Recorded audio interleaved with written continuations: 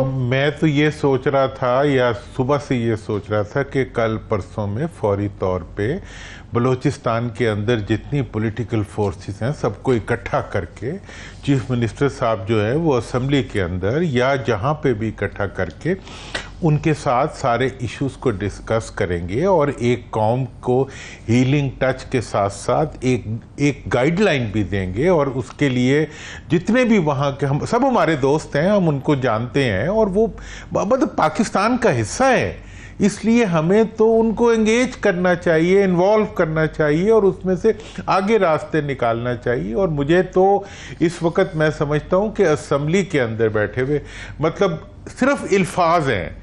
Prime minister साहब खुदा का खौफ करें और आप अपने अल्फाज और लिखी हुई तकरीर से निकल के अमली तौर पे किसी चीज़ की तरफ आए।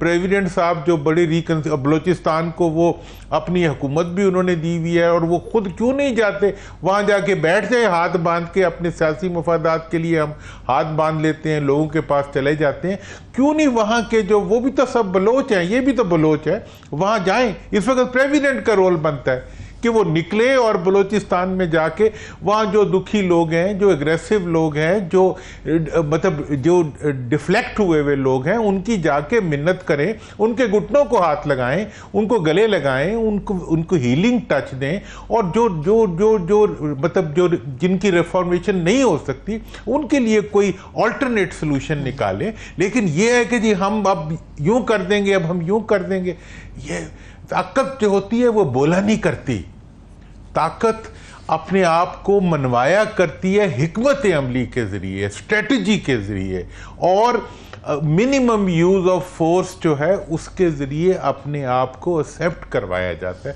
ये हमारा मुल्क है। दुरानी साहब वो उसमें मैं क्यों इसको स्याह तरीन दिन कह रहा हूँ कि मुझे बलूचिस्तान के अंदर मैंने हमेशा डीपर दिलचस्पी ली और मैंने तूलो अर्ज़ में इसके काफ़ी रिपोर्टिंग की हुई है बलूचिस्तान के।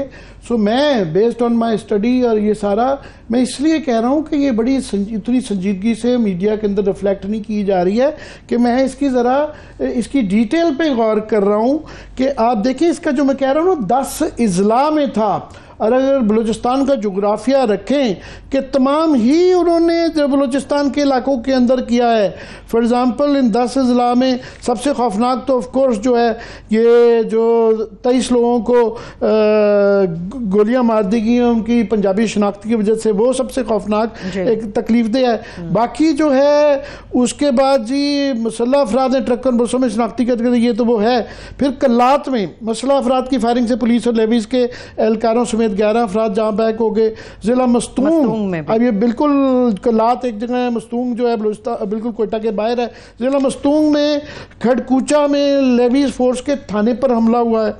फिर Quetta Karachi highway by the way इस वक्त तकरीबन काफ़ी सारे रास्ते बंद हैं क्योंकि रेलवे के पुल भी उड़ा दिए गए हैं, एक दो हाईवेज के ऊपर भी हैं, सो अभी भी वहाँ मुश्किलात हैं। तो कोयटा कराची हाईवे पर मसल्ह अफराद की मौजूदगी और हमलों से ट्रैफिक कई घंटे तक ऑलरेडी मुअत्तल रही। खिच्ची में बुलान से 6 अफराद की लाशें मिली हुई। बुलान में पुल भी रेलवे का उड़ा दिया गया। फिर लसबेला में ये हुआ, फिर उसके बाद गवादर के अंदर हमला हुआ, उसके बाद पंजगूर में इसका जो फैलाव है और उन्होंने अपनी पूरी जिस तरीके से इसकी मैं सोचता हूँ प्लानिंग हुई होगी और जिस तरह की रिसोर्सेज अप्लाई की गई हों तो ये एक बहुत बड़े पैमाने पे ये मारधाड़ ये फसाद हुआ है। तो उसकी वजह से इसके मतलब सबको मुझे तो ख़ास तौर पे है कि प्राइम मिनिस्टर को आके इसके ऊपर तकरीर करनी चाहिए थी, नेशनल असेंबली में बैठ जाना चाहिए था। हम देखते हैं दुनिया भर में 2-3 अमवात भी हो जाए तो प्रेसिडेंट ऑफ यूनाइटेड स्टेट आ जाता है। यहाँ 50 लोग शहीद हो गए हैं और मल्टीपल उसके अंदर सारा सूबा हिल के रह गया, पूरा मुल्क हिल गया और वहाँ पे कोई उनकी उस पर कान पे जू नहीं देंगी। अब्दुल साहब सर मैं तो आपको अर्ज कर रहा हूं कि इस वक्त प्राइम मिनिस्टर को असेंबली में तो बाद में होंगे, पहले उन्हें बलूचिस्तान जाना चाहिए। प्रेसिडेंट को इस वक्त बलूचिस्तान जाना चाहिए। प्रेसिडेंट की पार्टी की वहाँ पे हुकूमत है, उनको अपनी हुकूमत के अंदर एक रोल प्ले करना चाहिए। इस वक्त पॉलिटिकल गवर्नमेंट जो है वो हर चीज़ से अपने आप को मुबारक करके सिर्फ और सिर्फ अपने अख्तियार को इस्तेमाल करने के लिए ना रहे, बल्कि वो आज की सिचुएशन के अंदर प्रैक्टिकली वहाँ बैठ के इश्यूज के एड्रेस करें। तमाम जो दूसरी पार्टीज़ हैं, जो वहाँ की नेशनलिस्ट पार्टीज़ हैं, बाकी हैं, उनको बुलाएं और इनके उनसे ताल्लुकात रहे हुए हैं, मियाँ साहब के ताल्लुकात हैं, सबके ताल्लुकात हैं। वो क्यों नहीं इस मौके के ऊपर वहाँ पे आवाम के लिए एक परसेप्शन बनाते? ये टोटली हुकूमत को इररेलेवेंट और रिडेंडेंट बना रहे हैं by not taking any action. मुझे जो आज नज़र आया सरफराज भुट्टी साहब की जो प्रेस कॉन्फ्रेंस में, उन्होंने सारा ही जो जोर है वो सिक्योरिटी फोर्सेस पे डाल दिया कि हम ऑपरेशन करें। भाई आप सियासी हुकूमत हैं, वो तो अपना काम करेंगे, बिल्कुल उनको करना चाहिए और बिल्कुल ईंट का जवाब पत्थर से देना चाहिए। मगर सियासी हुकूमत क्या कर रही है, उन्होंने अपना नहीं बताया कि हम क्या करें। जिस तरह आप करेंगे प्राइम मिनिस्टर को वहाँ जाना चाहिए, मॉडरेट्स और हर तबके के लोगों को बिठाना चाहिए कि जनाब इसकी मजम्मत करें और इसका सोल्यूशन कैसे निकालना है। वो पॉलिटिकल साइड ऑफ इट जो है वो गायब नजर आई। ये देखिए बुनियादी बात इस वक्त ये हम जिस चीज़ को डिस्कस, मैं तो कह रहा हूं कि जो स्ट्रेटजी होती है फोर्स अप्लाई करने की, वो डिस्कस ही नहीं की जाती। वो तो एक प्रोसेस होता है, उसके ग्राउंड इंटेलिजेंस होती है, उसके ज़रिए आप तमाम चीज़ों को आइडेंटिफाई करते हैं और वो सारी इंफॉर्मेशन जो है वो सिंथेसाइज होके पॉलिटिकल लीडरशिप उसको प्रोसेस करती है और एक स्ट्रेटजी बनाती है। Where is strategy? स्ट्रैटेजी सिर्फ यही है कि जी हम ईंट का जवाब पत्थर और पत्थर का जवाब गोली से देंगे, ये दिस इज नॉट इनफ। ये ज़रूरी होती हैं डिसिप्लिन की चीज़ें, लेकिन ये मुल्क का मामला है। अब इसमें मुझे पास तो अल्फाज नहीं है मुझे इसलिए भी ज़्यादा तकलीफ हुई कि मैं अभी एक प्रोग्राम में देख रहा था। खुर्रम दस्तगीर बड़े सोबर आदमी हैं, संजीदा आदमी हैं नून लीग के अंदर, पर वो ये फरमा रहे थे कि ये जनाब ये तो कोयटा के जो MPs हैं या कोयटा के जो हुकूमत में लोग हैं उनका सिर्फ काम है। भाई हर एक का काम है, जब इस तरह बड़ा सानिया हो जाए, वफाक की अपनी जिम्मेदारियां हैं, कानूनी आईनी भी हैं, इखलाकी और सियासी भी हैं। वफाक का अपना रोल है, बाकी सारे पाकिस्तान का रोल है। तो ये कह देना कि जी ये तो कोयटा का मामला है और कोयटा वाले डील करेंगे, मुझे इसकी लॉजिक नहीं समझ आई। पूरे यहाँ तो इन्हें तो चाहिए कि असेंबली में से सारी ऑपोजिशन को साथ लें, हीलिंग टच दें और वहाँ जाके लोगों से बातचीत करें, अपनी प्रेजेंस के जरिए ये शो करें कि दिस इज पाकिस्तान और पाकिस्तान कंसर्न है अबाउट द सिचुएशन वहाँ पे जो इस वक्त बलूचिस्तान में है। अब हम क्या इन्हें कहें कि कैसे कहें? मैं तो इतने अरसे से इसी काम पे लगा हुआ हूँ, मुझे समझ नहीं आती कि वो कौन सी जबान है जो इनके कानों तक अपना असर पैदा कर सकती। वो मैं बिल्कुल आपसे वो सियासी जो अंदरूनी सूरत है, मगर ये इतना बड़ा सानिया हो गया है कि इसको छोड़ के कोई और चीज़ डिस्कस करते वक्त तो बड़ा गैर मुनासिब सा लगता है।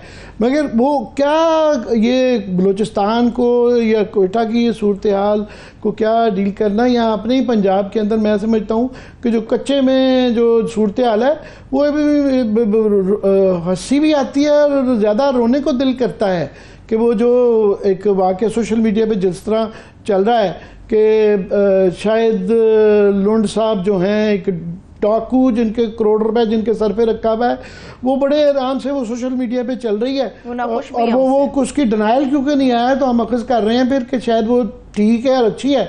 उस पर वो पंजाब की होम मिनिस्ट्री के अंदर उस नंबर पे डायल करके वो कहते हैं कि जनाब ये आपने जो नंबर 1 पे वो मैं हूँ, तो आपने तो ये मेरा नाम ही गलत दिया हुआ है। और वो साहब जो उसको डील कर रहे हैं वो इस पर कोई उनको पैनिक नहीं हुआ, उनको कोई परेशानी नहीं हुई कि नंबर 1 डाकू टेलीफोन के ऊपर कर रहा है। एक बात, दूसरा कि उनको पूरे पाकिस्तान का एक्स बंद है, सोशल मीडिया बंद है, व्हाट्सएप काम नहीं कर रहा, डाकुओं को ये सहूलत मैसर है कि वो कि आप कर रहे हैं उनकी एक्सेस। और मैं देख रहा था ये अकमल साहब हमारे प्रोड्यूसर यही वो भी दिखा रहे थे क्योंकि 25 के करीब अकाउंट है जहां कच्चे के डाकू के नाम से वो है और वो हनी ट्रैप्स हैं, वो कारों को कह रहे हैं 30 लाख की ले लें, 20 लाख की ले लें, फलानी चीज़ इसी बहाने लोगों को बुलाते हैं। सो उनकी इंटरनेट पे एक्सेस है, कोई नहीं देख रहा उनकी जियो फेंसिंग। क्या दुरान साहब ये क्या है बाजार के? अपना आमिर साहब, जो कच्चे के डाकुओं की मईशत है वो हमारे हुक्मरानों तक पहुंचती है, उनकी जो लाइफ लाइन है, देखें वो रिसोर्सेज हैं जो वो वहाँ से जनरेट करते हैं और वो रिसोर्सेज जो हैं वो पक्के के हुक्मरानों तक पहुँचते हैं। और इसके कितने सबूत, हम तो उस इलाके के हैं, सिंध के इलाके, और यहाँ हमारे सारे अजीज रिश्तेदार हैं, वहाँ बच्चे बच्चे को इस चीज़ को पता है कि ये जो यहाँ बैठे हुए डाकू हैं ये हकीकत में हुक्मरानों की मईशत का हिस्सा है। और वो ये नहीं हो सकता कि एक state with in state develop हो जाए और फिर ऊपर से ये है कि डाकुओं ने पुलिस मार दिया और हुकूमत ने अवाम को मार दिया। पूरे पूरे पेज के डाकुओं की मशहूरी के इश्तिहार लग गए, जिसके अंदर हेड मनी जो थी वो 20 लाख से बढ़ा के 1 करोड़ तक कर दी गई, और उसके ऊपर 25 करोड़ के इश्तिहार दे दिए गए। मतलब 19वीं सदी के डाकू जो हैं वो 21वीं सदी के हुक्मरानों के ऊपर भारी पड़े हैं दुरानी साहब, आप ये कह रहे हैं? हाँ, मैं और नहीं, और आप वो तो हिजाज बिन यूसुफ के जो उसमें एक बंदा पेश हुआ था, उसने कहा वहां के डाकू मशहूर है। तो मतलब ये है कि असल बात जो अगर सच्ची बात पूछते हैं तो यहां तो हुकूमत ही उनकी है।